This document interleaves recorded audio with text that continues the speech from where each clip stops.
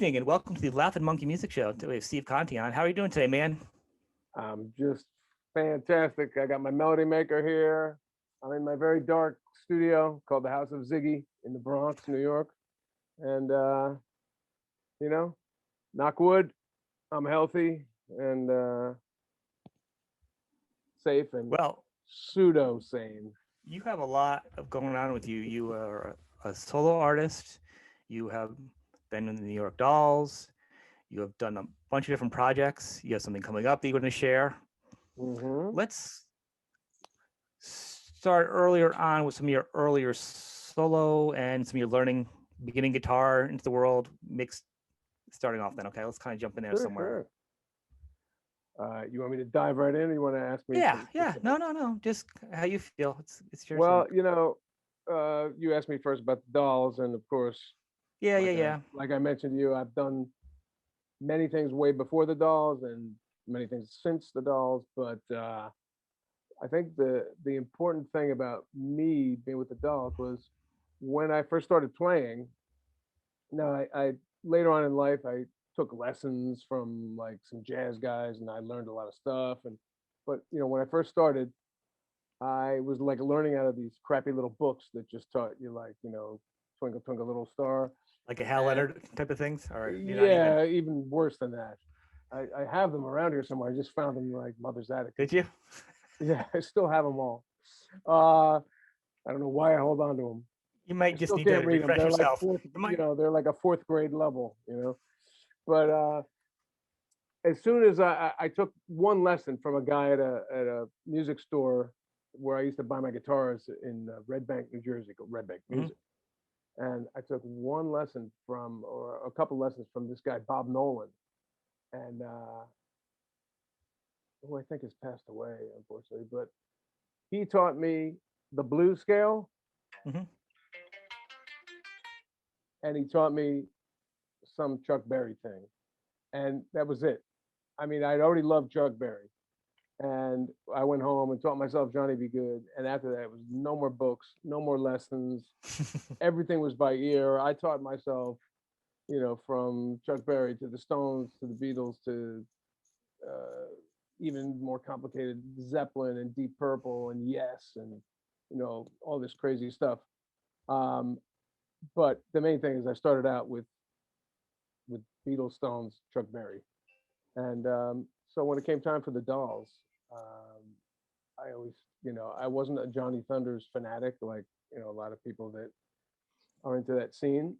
Mhm. Um, I was more into Beck, Page, Hendrix, like flashy guitar players more Right. than like garage attitude. But we intersected at Chuck Berry. So I always, when I heard Johnny Thunder the first time, I thought, man, he's just playing Chuck Berry with his amp turned all the way up to 10. And so that's how I believe I was able to fit in with the Dolls, even though I didn't really know a lot of the tunes and I wasn't familiar with Thunder's playing in the beginning. Chuck Berry, man, he's the grandfather of us all. He is. How did you get introduced to them? Because I mean, were you playing solo and they picked you up? Because I mean, you are a singer. Like you really are a singer. Not like you're not like a guitar player that sings. You are a singer, and you are a Thank you. gutar player. You're welcome. Like, It's a rare and thing. if and if Thank you you for watch it, getting that, by the way. Not many no, people it's realize. important. And if you watch and you and it's like so many different genres. You also dip your toes in a couple different genres of music because the fact you do New York Dolls, and then you do your video game stuff. Like you really are in different spots. And I think it's your plan to with that. You have like a New York sound. I don't know what it is. Maybe there's just something like you're playing. Like you said, you could, each of those are two standalone, and then to play and sing is a whole nother level. But to play and sing as well as you do, like literally each one is efforts. To watch you do it is fantastic. Especially the live clips of you online are Oh, just. thank you. And I like the way you switch. I mean, you switch between acoustic and electric. It's like the effort is not even there. It's effortlessly. Well, that's what I always. Not that I say this very often to people, but what I would.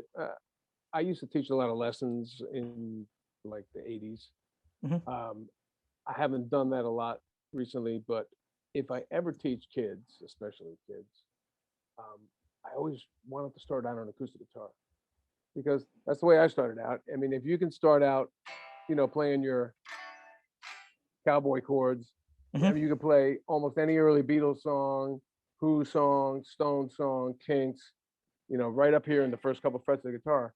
And the main thing, if you can get a groove going, you know,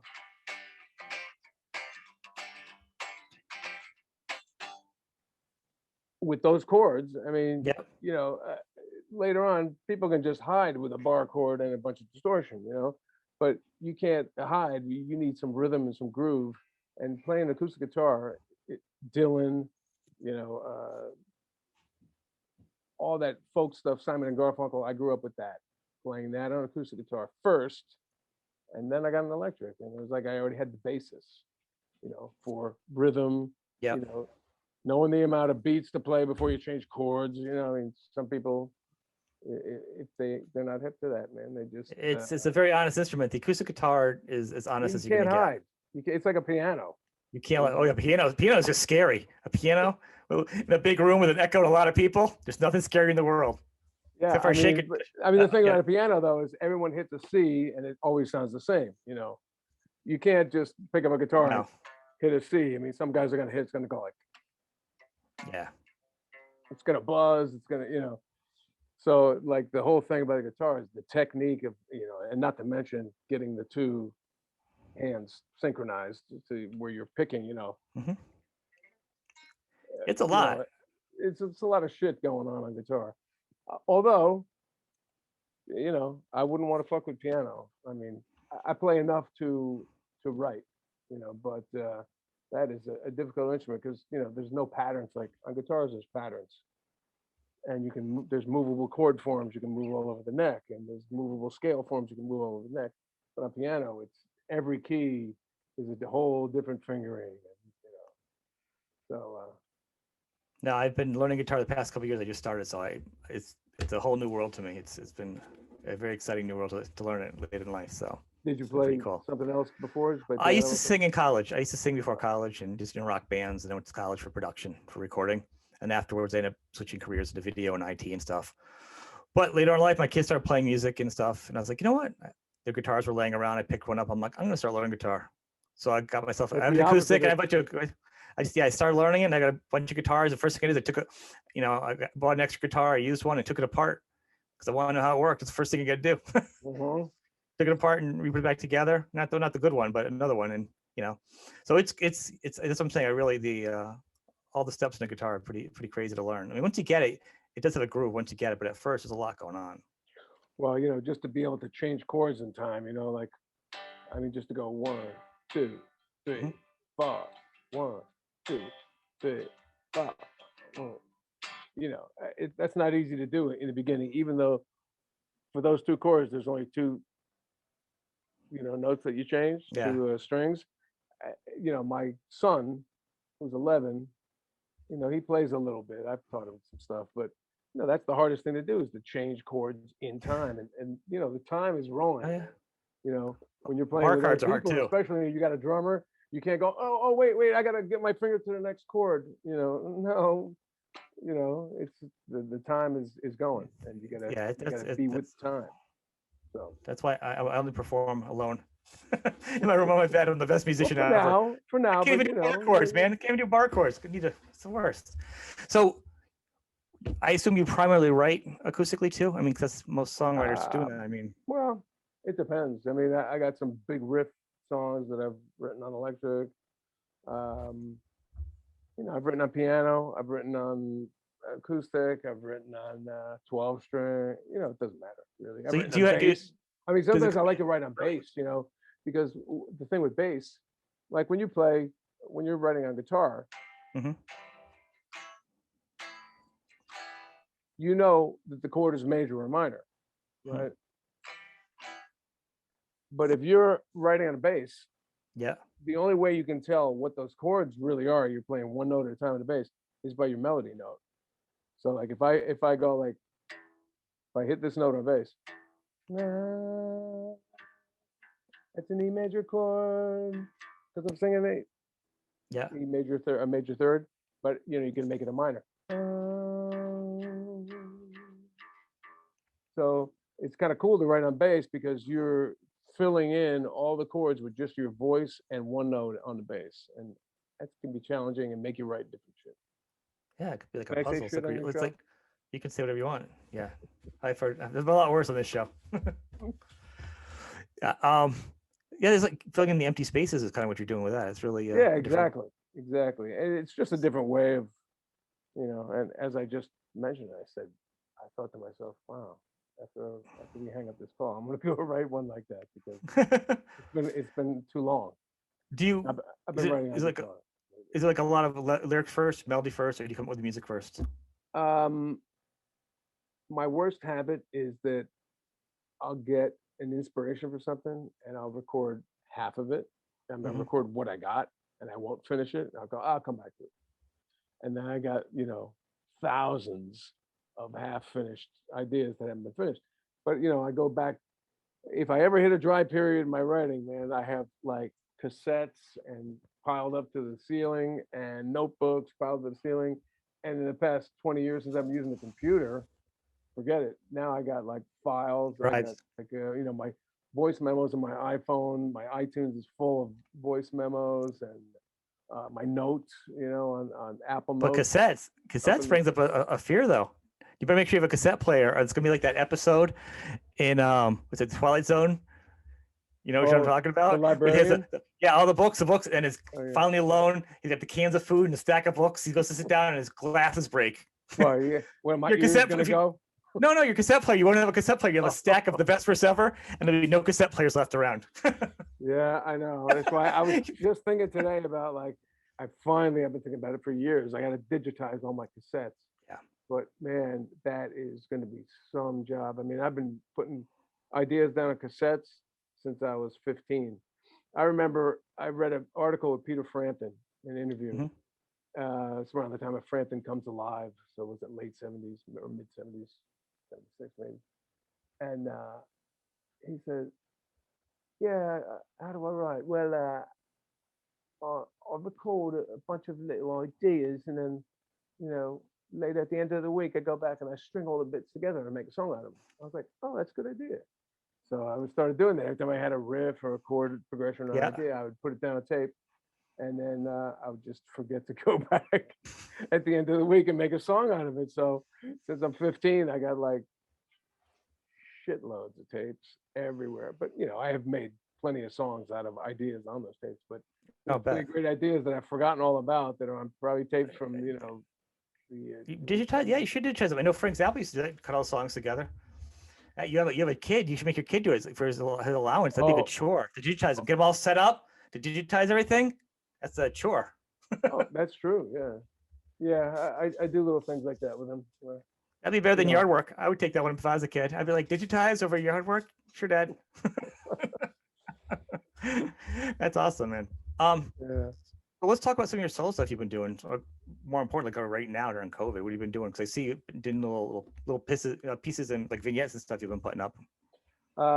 Yeah, I haven't been super active like some musicians I know that are just like out there every night playing this socially distant show and that, online show. And I mean, I've done maybe 3 or 4 different festivals I've been involved with. I submitted, you know, a live video myself. I filmed and submitted to their festival. And I've done some of those things. I've done one workshop, where a songwriting workshop, which I have another one coming up in May, actually. Um, but mainly, I've been writing. I've been mixing and mastering a new solo album that's going to come out. The first single comes out in May, and the album comes out in the fall, September.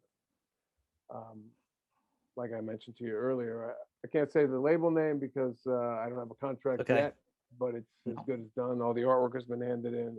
It's going. But it's a great band. It's Charlie Drayton on drums from Keith Richards' Expensive Winos, Divinals, B-52s, just a killer groove drummer. My brother John on bass. So it's like rock and roll, Stones, like I'd say like kind of the punky version of the Stones, like early 80s Stones, like Tattoo You, Emotional Rescue, maybe Some Girls. because it's got that New York energy to it. It's not. I hear that. I hear that you do that really well. I heard you. You do a good cover. Actually, the Rolling Stones, Keith Richards tagging your cover of "Happy." Oh, you like that? All right. Dude, I Yeah. love it because I even like your vocals better. It's such a sin to say that because, well, because Keith isn't as much of a singer, and it's almost sounds always like it's almost like out of key, but almost like on the line, but perfect. But you actually sing it perfectly, or it's right in key and it's perfect the way it should be, but it doesn't like change the song. Like it's still there. Well, I do it You know down. what I'm talking about too. That the nuance of that. You know what I'm talking about too. Yeah. I mean, who doesn't love Keith? I mean, I love Keith. I love him. But he has his background vocals are untouchable, man. I mean, Yeah. like the way No, he I know. sings high over Jagger, Mhm. on all those records is amazing. And he's a little nasally when he sings lead, like a Dylan kind of thing, but much better singer. I think he was a choir boy when he was a kid. But I didn't want to do it in that key. That's a high key, and I actually tuned my guitar down, so Keith does it in key B. Mhm. For all of you out there with a guitar, that would be like here.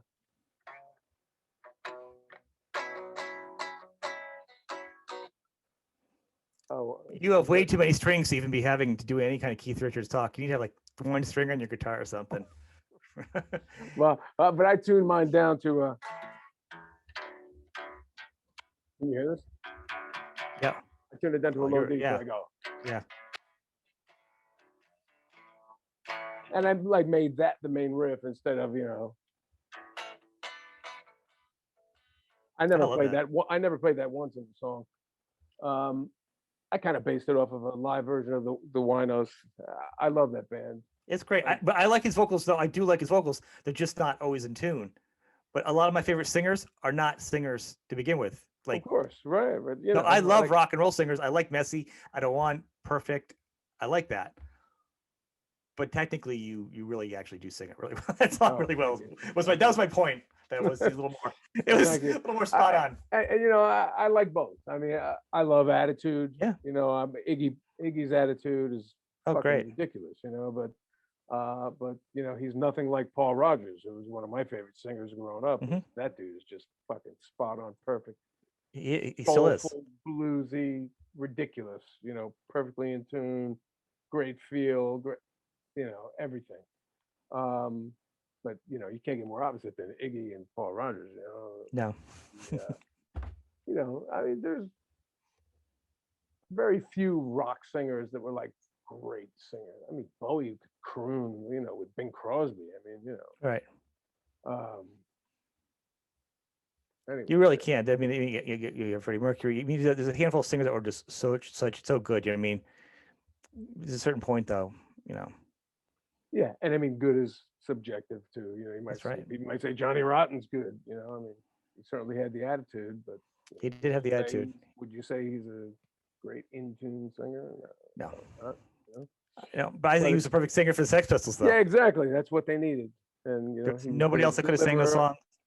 He delivered the message in the best way that you could have. That's Could you the imagine thing. Paul Rogers? God save the Queen. I don't think he would have been allowed in the shop when they're putting everything together. They would have chased him out of the sex shop there. It was called Sex. Yeah. Oh yeah, they're doing it. Yeah, Malcolm shop there with Glenn and those guys. Yeah, pretty funny. I don't know whose voice I just did, but that definitely wasn't Paul Rogers. No, God save the Queen. I don't know who that was. Yeah, powerful though. Powerful. We got to find him. Give him a contract. Classic rock. So when you were doing your solo stuff, how much of your stuff were you doing prior, like recording and stuff? Prior to the New York Dolls, because then you were also at some point you're still doing solo, I think, on the side, right? And then you started doing some video game stuff too. Where does everything kind of overlap? When I first moved to New York, I had a band called Company of Wolves, and we were signed to Mercury Polygram in 1990, and we did 2 records, and then I decided, both my brother and I decided we wanted to do our own thing. We were in the band together with the singer, Keith Brewer, and Keith decided he wanted to do his own thing. So we, amicable split. We split the band up. He did his solo thing. We did our band. We had a band called the It's- Crown Jewels, and we did 2 or 3 indie albums, like on our own label and everything, Mhm. in the early '90s, and that's when I started like recording solo or indie anyway, and then I started like getting called from like Billy Squire and Peter Wolf and all these people to like play with them, playing the records, and Willie DeVille. And I got toured with him, and then my name just started getting passed around in New York, which is a good thing. When I Yeah, those are some came good here, I names. was like, I had nothing.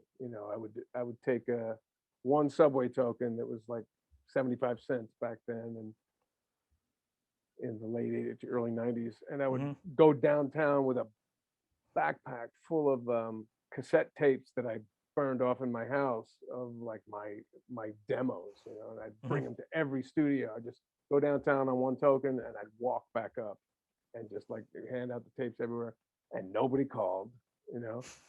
And then just the way it happens, one day, somebody can't get their favorite guy, and they go, "Oh, who's this tape?"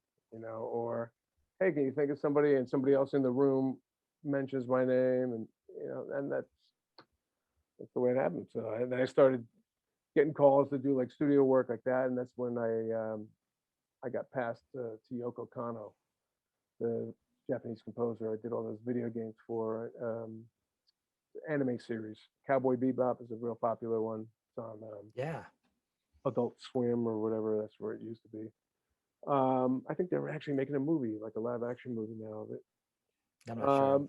Yeah, so I started doing all that kind of studio work, and I didn't read. I was like a rock guy, Um, but that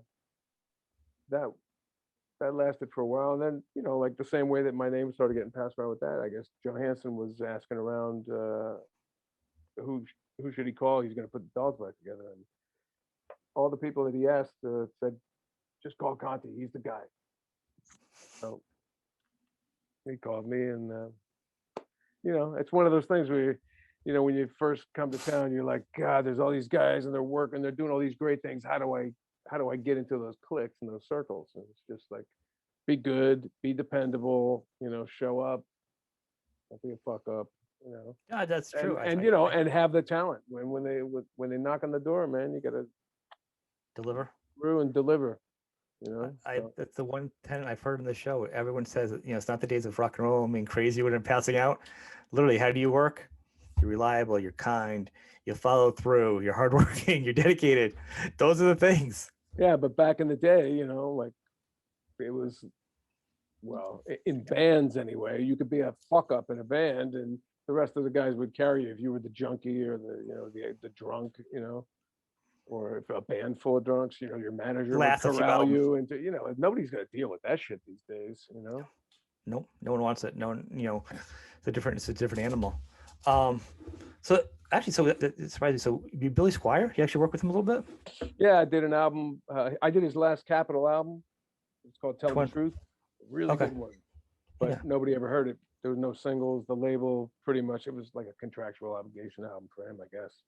But we did it with Mike Chapman, Hmm. who's an amazing, legendary producer. He produced all the Sweet and Suzi Quattro and all that. I actually did a Suzi Quattro record with him after. Did you? But it was Kevin Shirley, who's a monster engineer and producer Yep. now. Does every Quite a team. Well, this says a lot. If Squire wanted you to play guitar for him when he's quite a guitar player. yeah, because He's a guitar player himself. Billy's a great guitar player. So He is. He's a good I was, songwriter. yeah, and he had heard our second Company of Wolves album. The producer Gary Lyons, English guy, had done our record and was getting together with Billy, I guess, to talk to him about doing his record. And Gary played him our thing, and Billy was like, "Who are these guys? I got to call them." So he called me and Keith, the singer, and we arranged all the background vocals on that record and sang all the backing vocals. And I played guitar on two songs. There was a bunch of different lineups of bands. He had his own band with Bobby Chenard on drums, and then he had like the new guys were like the Rod Stewart band, Dave Palmer on drums, and And then he had this team that I was with was Tony James. I don't know if you know who he is. Lonnie Hillier. Yeah, it was just a funky band. It's crazy. I mean, he was super talented too. With that, I don't know what happened to him, man. They killed him with that video. That was the worst Yeah, back in the well, day. but then he came out with a nice acoustic record, and then he's done a couple of.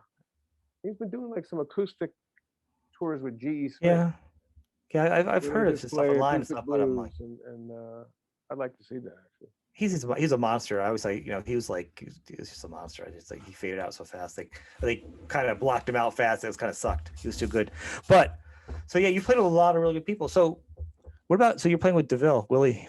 So that's pretty Well, cool. that was the best and worst gig of my life. And I'll be honest with you, I came into this end of music like you. I was more into Beck and Zeppelin stuff and Sabbath growing up. So Thunders and a lot of this other stuff was a later in life stuff. So I didn't have the whole backstory of everything. Mm-hmm. So yeah. So Willie was an interesting character. Oh God, yeah. I mean, I interesting. That's a good choice of words. You like that? It's safe. Well, look, I have total respect for the guy's talent, and if it wasn't for him, I would not have the life that I have right now, because I met my wife on that tour, and we've been together 15 awesome. years, have 2 beautiful children. You know what I mean? None of that would have happened if I wasn't with Willie. So, thank you. But yeah, when I was with him, it was a hard period in his life. He had been in a car accident, and he was not well. You know.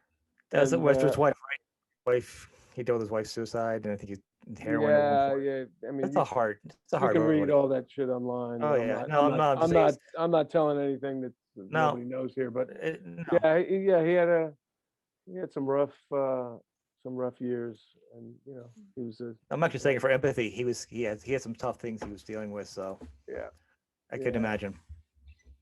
Yeah, so it was not an easy gig. He wasn't feeling well the whole time. He was pretty cranky, but I got to play the great cities of Europe. Travel with these guys in first class hotels, restaurants, seeing Italy that way, and Really? Germany, and yeah, it was amazing. We did Switzerland, we did Belgium, Holland. That's where I met my wife. She's Dutch, and well, that might be it. But yeah, it was the summer of 2003, and then he called me for the next summer, and I was already with the Dolls by then. Johansson had called in like maybe early, like February or something, and then Willie called me in May. I was like, "Sorry, man, I'm already doing this gig in London, Royal Festival Hall," and yeah, then Willie passed in 2009. But yeah, I didn't get to see him much after we got off the road, but we hung out a couple times. Did you? New York afterwards. You've had some greats that were close to you pass away, huh? You've kind of lucky enough. You're lucky enough to at least experience them. I mean, right? It's been a rough year. Well, I mean, yeah, Arthur Kane. I wouldn't say we were close, but that was like one of the saddest things. I mean, he'd waited all those years to get his band back together, and then I know. we do one New York Dolls gig, and that's it, or 2 shows actually, Royal Festival Hall, and then yeah.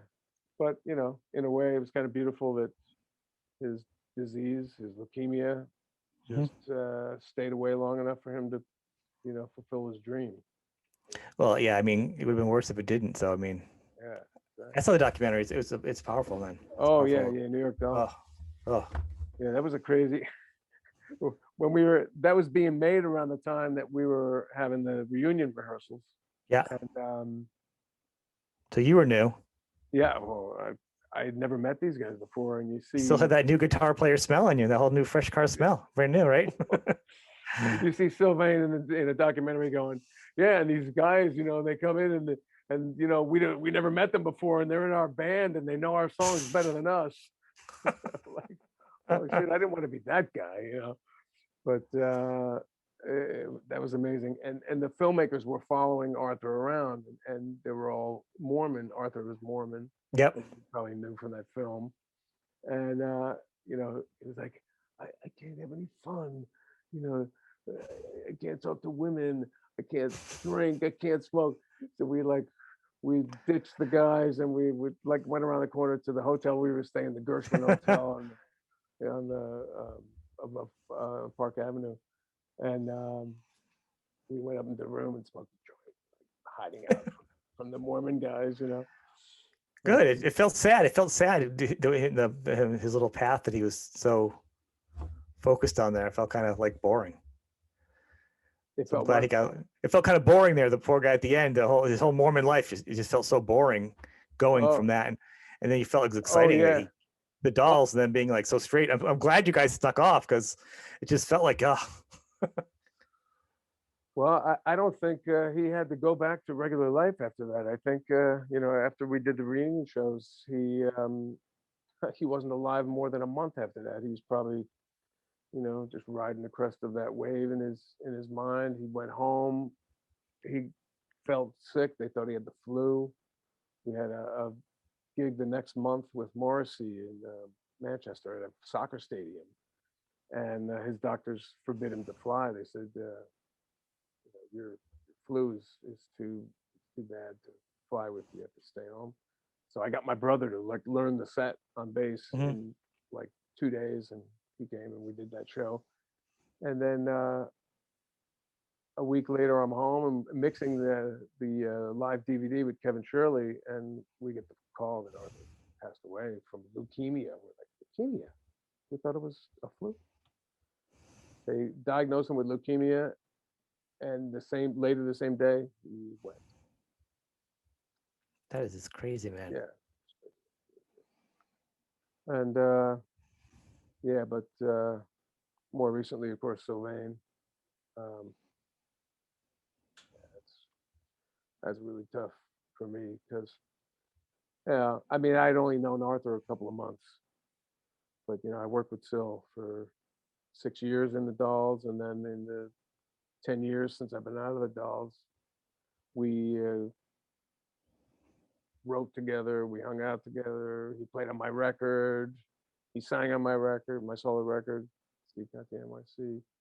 Um, then we did a little tour of Japan as the Dolls without David. It was just Syl and Sammy and me and drummer from the Helicopters, band, and that was really fun.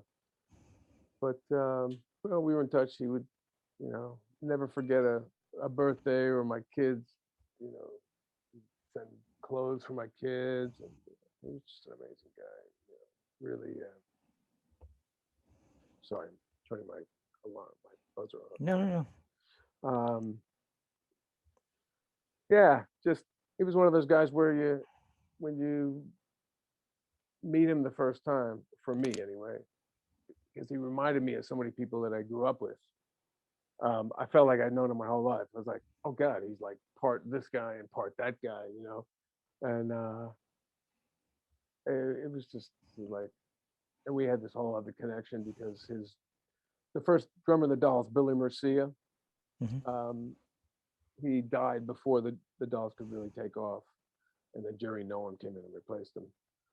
But his family had moved to my town where I was growing up in New Jersey, and so the Murcia family moved in, and Billy's brother used to chase after me and go, "Hey man, you look like Johnny Thunders." Who? Yeah, I was a kid, like 15, 16. I was like, I don't know who Johnny Thunders is, and he was older. His brother, Billy's brother, Alphonse Murcia.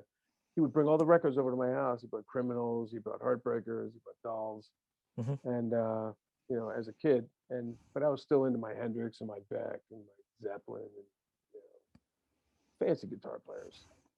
So Yeah. it didn't hit me yet, but I was aware of it. So when that call came in 20 years You kn- later, I was ready. That's funny. But yeah, I'm gonna miss Syl. We had a really nice benefit for him, memorial rather, online. Happened on Rolling Stone Live. Uh, so many great performers and great stories about Syl. And I did a nice little medley of a Ronette song that we used to Hmm. jam on at Doll Soundchecks. We used to do "Walking in the Rain," Yeah. and then so I remember one time after we ended the song, Syl just kept playing that riff over and over. It wasn't the actual riff from "Walking in the Rain," but it was like his version of it. We're like, that's a song right there. And that ended up becoming "Take a Good Look at My Good Looks," which is on the Pink first Dolls album back. Uh, One Day It Will Please Us. Hmm. So I did a medley of those two songs, the Ronette song and the song that it inspired from the Dolls album, the first Dolls album that I did with them, 2006. That's nice. That's, I mean, that's really Yeah, and they touching. worked together perfectly, of course, because it was the same key, same tempo, because one came right out of the other one. That's how it was written. And yeah, so that was nice. But So I think it's really telling about him. So obviously, I didn't know him, but with social media, the monster that it is, when you see the older guard of rockers, punkers, legacy, whatever you want to call them, that earned their way up in rock, when they post something, they don't even see them post anything ever, and you see a heartfelt message from somebody that barely ever goes online, you know that person touched them. And with him, I've seen posts from people that you don't usually hear from are saying things. You know what I mean? So it carries a stronger, message, I think. well, Who he I think was. I think his influence went. Oh, look Huge. messy! Look how messy my room looks back here. I'm sorry. Sorry, folks. I have all these boxes because I'm I'm selling a bunch of equipment, and you don't want to be caught without a box when eBay calls and says ship this out tomorrow. So yeah, I'm selling a bunch of my old studio gear because like now my studio gear is this. I don't know if you can see this. Um, Like a well, small, like a module. Oh yeah. yeah, Yep. that's everything. Yeah. That's my interface, and so I have all this rat gear, like these digital delays and like crazy stuff that I'm just never gonna Well, need anymore. we'll put your eBay page. Yeah, all your eBay stuff. We'll put underneath too, so if people are interested. Well, it's easy to find me. Hit, I'm on all those hit you up. sites, SoundCloud and We'll put all your links underneath here because people are Reverb lazy. and eBay and Twitter and even what's that other one I never go to? It's just Facebook. It's connected to one of my accounts, not LinkedIn, of course, but Yep. what's the other? Tumblr. Oh, Tumblr. It's it's almost like MySpace now. it is. Anyway, so yeah, so yeah, gonna miss that guy. It We is. we had some great times, and we will. I have a feeling there's going to be some songs that will surface, some Well, unheard soul songs. oh, I could imagine it's got to have a lot inside of you. I mean, good and bad to the ears. It's gonna take a while to process it. You know, especially this is a weird time to process it because this doesn't feel real right now. Like Yeah, I mean, besides it's like the Phil, worst weekend ever. You know what I mean? 2021 is not turning out to be so much better than 2020. I mean, I lost so many musician friends and personal friends and family, and not necessarily to COVID. I mean, some just so many to cancer. Yes, cancer's been awful lately. Yeah, it's been kicking ass, man. Um, but this past year has been brutal. You know, for our community. Hmm.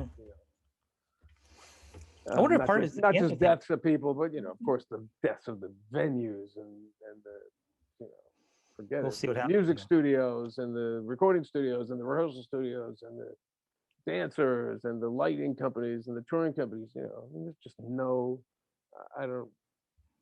Man, I don't know how it comes back, but I mean it has to. But I don't know. It'd be interesting. I think it's going to come back. I don't know how. I think it's going to be weird. I said this before. It's going to be weird. I think the when you tour, the clubs are going to need to make up money. You know what I mean? There's going to be cleaning costs. There's going to be all kinds of weird costs. Like, you know what I mean?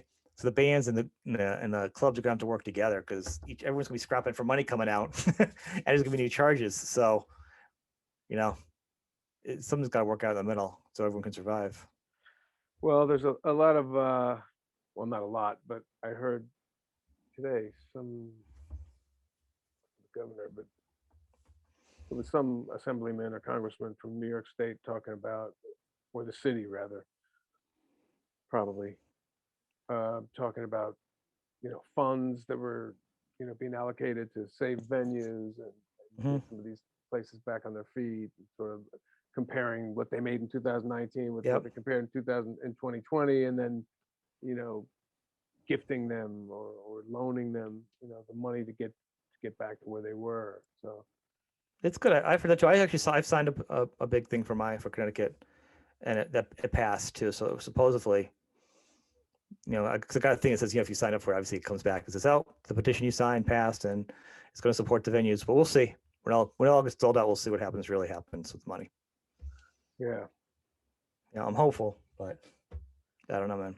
yeah. In the meantime, I'm hoping to get my second vaccination soon, but that doesn't mean I'm gonna um, jump out there and start playing. I have asthma, so I was able to get my Okay. early. I heard the But second one's kind of hard too. Some people have gotten the second one, and it's kind of like having the flu. Some people have gotten it, their butt kicks their butt. well, I got the Pfizer, so let's see. I don't know which one they had. But I had a coworker that had it done, and it was pretty rough. But anyway, the thing is, even when you're vaccinated, you're not just going to be like, all right, let's go. Let's, I mean, I'm still going to mask up. I'm still going to distance, Mhm. and I'm not going to go in a club and play with a bunch of people, until everyone, till the world opens up, because people have called and said, hey, man, can you come and play this gig? It's a solo gig, but you'll be inside and the audience will be outside. I'm like, as long as there's, people in the room, I don't Mhm. feel, I don't want to be breathing in anyone's air, No, I understand that. I think there's less artists that are playing out. There's a few that are breaking ground because they need to tour. They have families. Their crew needs to tour. Someone's got to come out there and start to lay it on the line a little bit too. Everyone can't do it, and I think it's got to do some. It's got to start somewhere. Yeah. So if some people are able to do it, and start laying out the safety protocol to start it, it's good. I don't think a lot of bands can do it or should do it. Well, I think in the summer it's going to be, hopefully, um, I play with Michael Monroe, and it's been 10 years we've been playing festivals in Finland every summer, and we have a schedule so far, but we don't know what's going to stay and what's going to get canceled. We've had some dates for 2021 canceled already. They rescheduled from 2020 and then they canceled already. But I hope, outdoor festivals in the summer, I mean, we'll be fine on stage. We'll be able to distance plenty because it's Yeah. big stages. But, as for the audience, even though it's outside, they're packed in pretty tight there in festivals, shoulder to shoulder. So we'll see going to be what the Finnish government's going to say about those festivals. To let you win her out. Actually, bring it back to Michael Monroe. I mean, the fact that the two. So also you also played for a while with Sam. So you two guys from Hanoi Rocks, another legendary. I mean, you just like. Oh, we've had nasty suicide on stage too. So I've had. Oh my God. 3/5 of Hanoi Rocks with with our. I've loved Hanoi Rocks since the '80s. So like I've been a huge fan, and then followed Michael's work all the way up through. So pleasantly surprised that you've been playing with him too. I was like, I didn't even know that. Like to put the two together, I didn't even know. Yeah, since 2010. It was right out of the Dolls. Me and Sammy went to Michael. And That's awesome. Sammy obviously has the history with him, and he. Well, yeah. He pulled me in. He's awesome. He still sounds so good too. Oh, he sounds so good. Like yeah. I hope he comes plays around here at some point too. I'd like to actually see him. I've never seen him play. Oh, Michael, you mean? Yeah, I've never got to see him play. Hold on. It's very annoying. I'm gonna shut my mail program because it keeps popping up. The last couple times we toured the U.S., it's just been like diminishing returns. Mm-hmm. because, like with the Dolls, you play the coasts, the New Yorks, the LAs, Seattle, Boston, even down to Florida, down to California. But then, Nebraska, it's a big country to get across in a tour bus. And, you got your Dakotas and your Nebraskas and your, Wisconsin. It works about up till you get to Milwaukee, and then you got to start going south, and then you're going a long way before there's another place to play. I think we went from Milwaukee to Denver. Oh, Like, it was like a 2-day, like brutal, like bus ride with no gigs in between. That was the Dolls. But or was that Michael? I don't know. But well, the rock is not very. America's not very forgiving for a lot of rock bands, and it's ridiculous. And I mean, and Michael. Well, but Generation. especially these kind of bands like the Dolls and Michael, who were like, Yeah. cult, garage punk, glam, whatever, not Journey or Jovi or Foreigner, like All American Radio, classic rock, whatever, corporate. I don't think Middle America. You'll have your pockets, of course, like Chicago.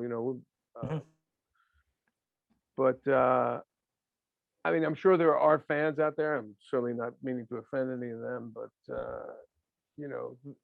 if there's 6 fans in one town, that's not enough for us to go play there. It doesn't matter even if there are fans. You gotta have Fans, there they has still to be they the still have to show demand. up. Yeah, There there could has be to be 500 fans. If they don't show up, they're like, I love them. But if you don't go to the concert when they're in town, it doesn't really help out anything. Well, you kind of, I don't do the work, but I'm sure there's somebody out there who's, like the agencies, the booking agencies are probably doing their, searches and finding out how many potential fans are in which cities, and if it's worth it to go there, based on whatever sales or airplay or who knows. But so yeah, it's been tough the past couple I times that understand. we played here. So we did a killer across. We traveled from, I think we played Vegas, and then with Michael, and we traveled 3 days across the country to get to the Sellersville Theater in Pennsylvania, and it literally 3 days with no gigs across the U.S. and we were late for the gig. We got there at we were supposed to go on at 9. We got there like 11:30. Half the people had gone home. We had to pay the union guys to stay extra, but we played the show, so it was great. Like the people that remained got a great show out of it. Got a good show. Yeah, but we had to pay the union guys extra to stay around past. We started the show at 12:30, a.m. But that's what happens when you tour the U.S. There's so much space in between. It's such a big country, and well, I know it's hard too for Wyoming. Where the fuck are we gonna play? Montana. Well, not only that, coming into the country, I know Michael's got to pay a visa, and then anything he makes in the country, he gets taxed on everything he does here. On top of paying to get in the country, to be from another country to come into the U.S., you get triple screwed coming into the country to be a musician. I've had long topics on my show about this, about some of the bands and the visas. And it's insane. Yeah, it's insane. That's why I'm bummed out about the Brexit thing because, for a while there, I wasn't having to pay to get into the UK because I'm also European. But now that Brexit's happening, I'm gonna have to. I don't know if I'll tour England again, or maybe I'll just do it solo or something. Yeah, it's gonna be weird over there. Because I used to bring my Dutch band to England, and I was living in Holland for a while, where my wife is from, and we would get on the ferry in Calais, France, and go and tour in England for a week or two, and come back. And but we all had the Dutch nationality, so we could. It was EU, and England now is gone Brexit on us, so. Now all of us will have to pay to get back in. It's gonna be hard on touring. If all the countries now close down, it's like the United States. It's like having to pay to get from each state in the United States across. You know what I mean? What a nightmare. Oh yeah, I don't know how that's gonna pan out by the time the COVID is over. I'm hearing rumblings of, some some new provisions for musicians. There's a still like group, right? Too, right? What is it? It's like an advocacy group of the musicians. They're trying to get some. Yeah, I've heard about that, but I'm not sure enough to talk about it really. But hopefully something like that will happen where, you know, they can keep their Brexit deal, whatever, but just let artists come in and out of the country and, you know, Yeah, I don't know much about starve your it. people of culture, you know. I heard a smattering of it from Glenn Malik when I was talking to him about, you know, what was going on, the nightmare that he was watching it happen in front of him. Yeah. It was rough, man. Yeah, certainly most English musicians aren't happy about that. So. Had a rough year for everybody. Yeah. It is just crazy. So moving forward, let's end on a high note here. What are you looking at? So you can master your album. Your album's just pretty much done. You're gonna hold off until you can tour. What are you gonna do? You're gonna do some videos while you're waiting. Yeah, so the first single from my new album called I'm not even gonna tell you that yet. I'll tell you what, when you know, when you have more information, we can do a special. We'll have you come back when you announce it to everybody. We'll promote it in this show too. Also, we'll do a separate thing. Okay, deal. I promise. Yeah, when I can announce the label and everything, I will announce everything. And we'll even be able to play a song maybe. But sure. That single comes out in late May 21st, and then the album in the fall. But yeah, right now it's finishing being mastered. The single's been mastered, obviously. It's in production already. The rest of the album should be done any day now. And then, yeah, I'll do some videos while I'm waiting because obviously I can't even play a one-off record release party now. I wanted to wait until, you know, I could actually play a record release party, but, you know, who knows how long I'll be waiting for that. The record's got to come out. So we'll put it out and hopefully, you know, I usually go and do the festivals with Michael over the summer. Hopefully by the time I come back in the fall, New York will be back and I'll be able to do at least a record release party. Yeah. Hopefully. I mean, it's crazy. I mean, a lot of bands have held off and some bands have released it. They're like, no, this is a good time to do it. Like, everyone has a different opinion on it. That's why. Well, you know, people are starved for new stuff now too. So, yeah, I mean, the one thought is like, well, if I don't do it, I can't promote it. But then the other thing is, there's going to be a lot of artists that are holding it off, and the market might be flooded. Well, so this might be the time to get your music out so people hear it. So I mean, there's a lot of different ways to look at it. Or just keep writing, keep recording. Man. You know, like you got cassettes. I'm going to start on my new one. Now I'm you know, working on my next thing already.